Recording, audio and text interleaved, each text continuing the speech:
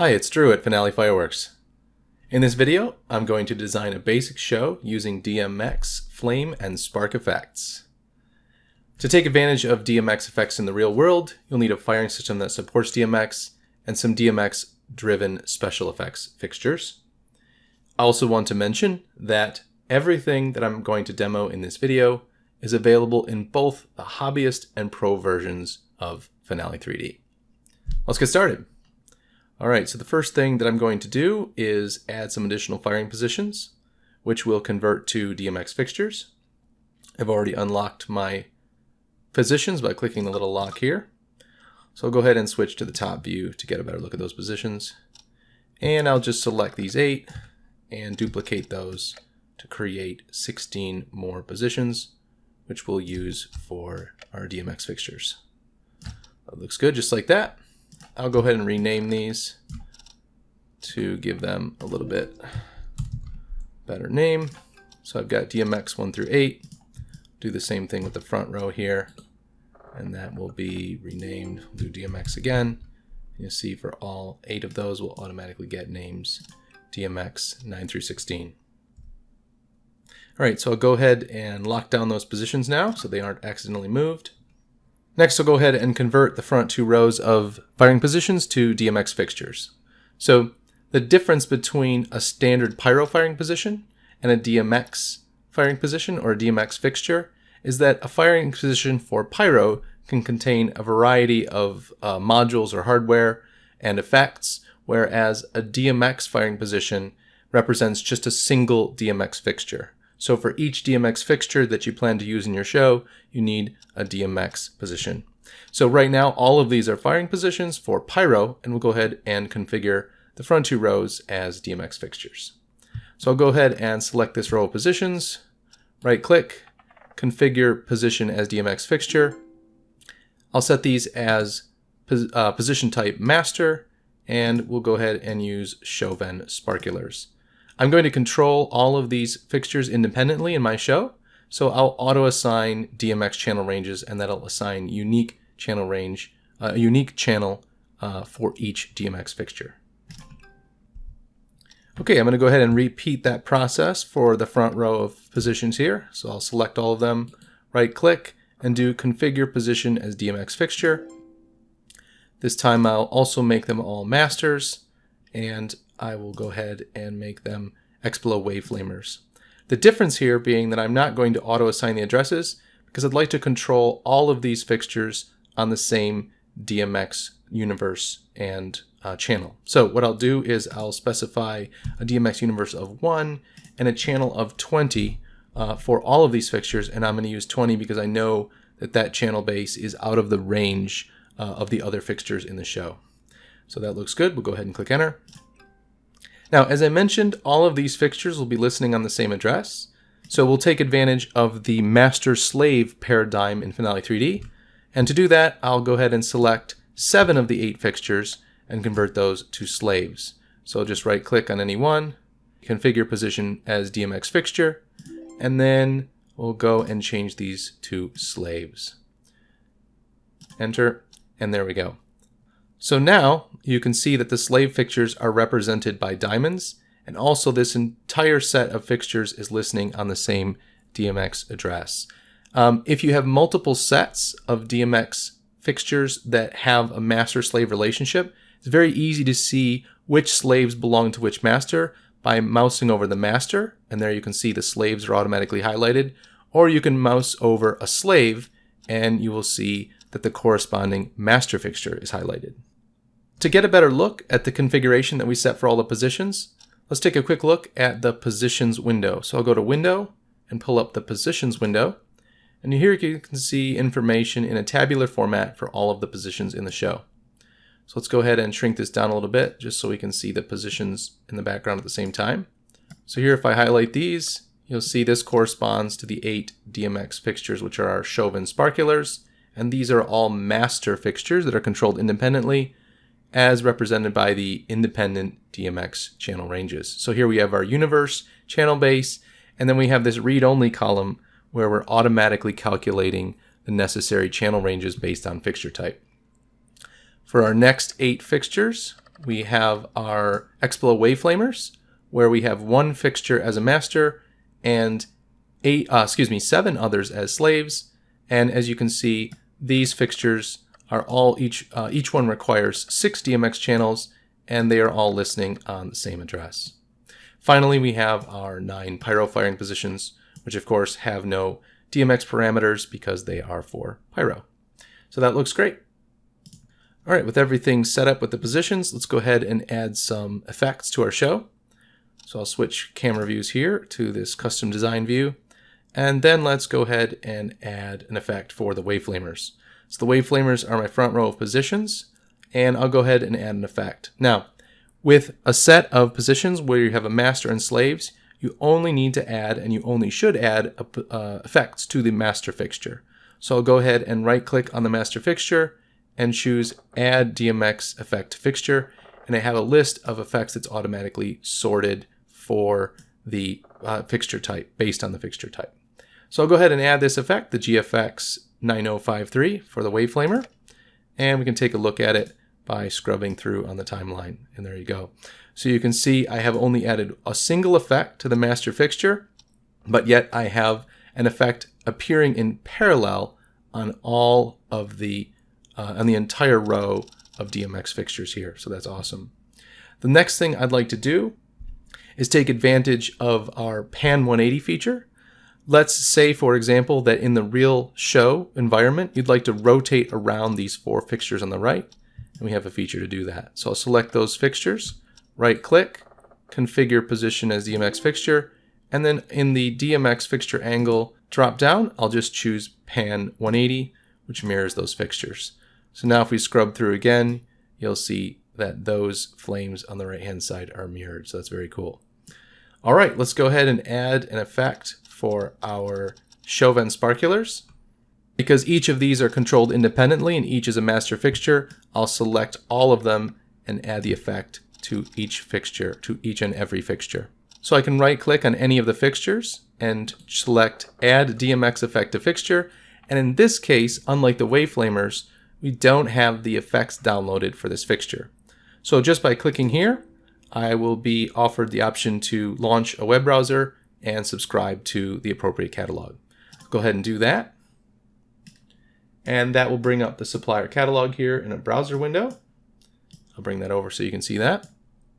And we'll just go ahead and scroll down to Chauvin, and I'll subscribe to that catalog. So because I'm using the Chauvin sparkular, I need to download that Chauvin catalog. So I've turned that supplier catalog on. It says that it was successful. So I can go back to Finale 3D and do sync with network. And this will go ahead and download that Chauvin catalog. It'll just take a moment. Perfect. Network sync complete. Go back and repeat that process. And now when we go to Add DMX Effect to Fixture, you see the list of effects for the Chauvin sparkular. We also have another option, which is Filter Effects Window to Compatible DMX Effects, so you can bring the effects up over here in the effects window. So let's try that. Try this option for this effect. I'll be offered to automatically switch the effects collection to Chauvin. Click yes. And now I'm looking at the Chauvin catalog, and I have automatically filtered to the sparkular effects. So that's great. We still have all those positions selected, so I'll go ahead and choose the effect I'd like, which is the SHV 3017. And there we go. So now we have our spark effect. I'll just go ahead and zoom in and adjust the time here on the timeline a little bit. So now we have our spark effect, and it looks pretty good. I'd like to make this into a sequence for this example, so I'll select all of the effects and choose S on my keyboard and create a sequence, and I'll just go from outside to center and with a time interval of 0.2 seconds. Click enter, and there's our sequence. We can go ahead and play that back by hitting the space bar, and it looks pretty good. All right, so now we've got our show almost designed, but there's a couple more things we can do before we can export our firing script. So for DMX fixtures, we need some safety channels. This is pretty common with most DMX fixtures. There's different kinds of safety channels depending on the fixture. For our Chauvin sparkulars, I'll go ahead and put the playhead here because we need our safety channel effect to cover the duration of our effects. And for the show vent sparkular, the safety channel is incorporated into the address range of the DMX fixture, so we'll just go ahead and add the effect directly to the master fixtures. So here it is in the catalog. It's called the preheat safety channel, and it's just something that you can add just like any other effect by clicking on the thumbnail icon here. So we've got that, and that's good. And the most important thing is that the effect starts and overlaps the entire duration of the DMX effects in order to make sure that those DMX effects fire. So we've got more duration than we need here. So I'm going to go ahead and switch views. In this custom table layout, I've got the duration column turned on, so I can make an adjustment to that here in the script. It's not explicitly necessary because we do have the durations of our desired effects covered from beginning to end, but I just want to demonstrate that so you know how to do it. So I can change this to 5, and then I'll just copy and paste here to adjust those. And there you can see we've changed the duration of that safety channel effect. Now, the next thing I'd like to do is point out that this is kind of messy. If I were going to design more and I needed to work on the timeline, I've got these 8 duration bars that are kind of interfering with my ability to work. So what I'm going to do is I've got 2 options. One possible option is to use the kind of incognito mode over here, which hides all the duration bars, and that makes it easier to work and be able to see on the timeline. But another cool option is to select those DMX safety channels and hit G to group them together. So now I've visually grouped together those 8 safety channel effects, so it'll be much easier to work on the timeline. Okay, so the last thing we need to do for safety channels is add the safety channel for our WaveFlamer effect. So it's a similar thing where the WaveFlamer has an incorporated safety channel, so I can just add the effect to the master fixture here. And all of the other slave WaveFlamers are listening on the same channel, so I only need to add to the master fixture. And we'll go ahead and put the playhead over here, select the position, and now we can just right click to locate the effect, add DMX effect to fixture, and here's our safety channel effect. Good to go. And again, the duration is longer than we need. That's fine. Just for the sake of an example, I'll go ahead and turn that down to say 6 seconds. So there we've got that, and it's in place. It looks good. So those are our safety channels, and we're good to go. All right, the last thing I would like to do before creating a firing script is adding a small amount of pyro to the show so that when we look at our script, you'll be able to see the difference between the pyro and the DMX effects. So let's go ahead and do that. I'll select my pyro positions, and I'll switch over to my effects, and I'll just clear the DMX filter there in the search box and switch to single shots. And then let's go ahead and add in some of our 5-layer mines, and bam, that looks great. So here's a single hit of some nice 5-layer mines, and let's call that our show. So we've got everything in, and now we're ready to go ahead and address the show. So I'll hit P on my keyboard to address, and we'll go ahead and address with FireTech, which is one of the firing systems that supports DMX. So there's nothing further to do there. And then for the other options of order assignment and constraints, I'll just go with the defaults. So click enter to address the show. And there we go. Here's our summary, and we're good to go. So let's go ahead and export our firing script. File, export firing system scripts. And we can go ahead and save that here. I'll overwrite my previous script, and then we can pull it up and take a quick look. All right, so here's that script. Go ahead and adjust those column widths in Excel so you can get a good look at that. And here you can see the DMX effects, and then below we have our pyro effects. So that looks great. Let's say, for example, that I have a gig that is using all of my show vent sparkulars, so I need to swap these out for a different fixture type. So the first thing I'm going to do is just delete the safety channel effect for the sparkulars, and then I'll go ahead and convert the sparkular fixtures to a different type of fixture. And I can do that by selecting those, right-clicking on any fixture, and using this cool feature, change DMX fixture and convert effects. So we'll come over here and we'll just go ahead and choose the Galaxis GFlame. All right, so now I've got the show vent as the from fixture and the Galaxis GFlame as the to fixture, and I've got 8 effects. And if I choose to leave the settings as they are now, all of those effects will be converted. If I choose exact match, nothing will be converted because there's no exact match between sparks and flames. So I do want my effects converted. I do want to have some type of effect. So I'll go ahead and leave that unchecked, and that'll give me that approximate match, but not an exact match. But you'll see that the effects will be converted to flames. So go ahead and click OK. And there we go. And let's play it to look at our flames. So that looks really good. Let's take a quick look at the positions window again, because I'd like to show you a difference between the Chauvin sparklers, which we removed or converted, and our Galaxis GFlames. So our Chauvin sparklers each required 2 DMX channels, so they were automatically assigned channel bases of 1, 3, 5, and 7, etc. to allow 2 channels without overlaps. But our Galaxis GFlame fixtures only require 1 channel each, so now we have gaps. Now this is okay, we don't have overlaps, we just have gaps, but we can go in just for the sake of efficiency and conserving channels to go ahead and reassign those. So let's do that real quickly. So I'll close this window. I've got the GFlame selected, so I can just right click on any one, go into configure position as DMX fixture, and then I'll just let it auto assign the DMX channel ranges. Click OK. There we go.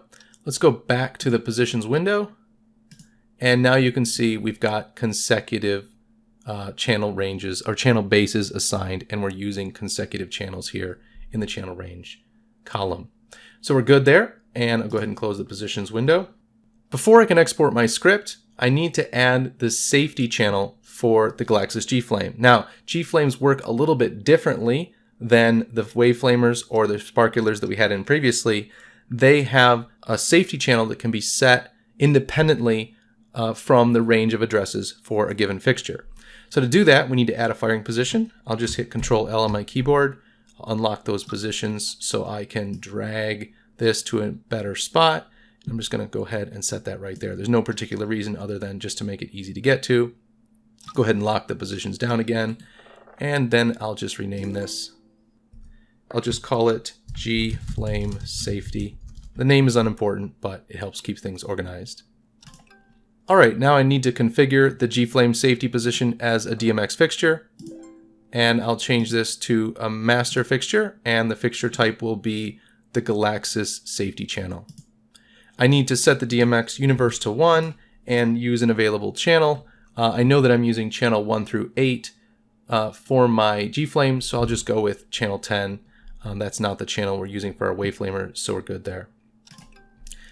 Okay, there we go. And now with our fixture set up, we can go ahead and add the GFlame safety effect. So I'll adjust the playhead. This looks like a good spot. And right click, add DMX fixture to effect. And now it's matching up the correct effect, which is the DMX safety channel. Go ahead and drop that in. And then again, just for the sake of demonstration, I'll adjust that duration to say maybe 5 seconds. And there's our GFlame safety effect.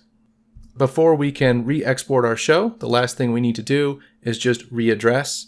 And so I'll hit P on my keyboard. Everything looks good. Enter to readdress. And now we're good to go. So we'll go ahead and export our firing system script. Here we are.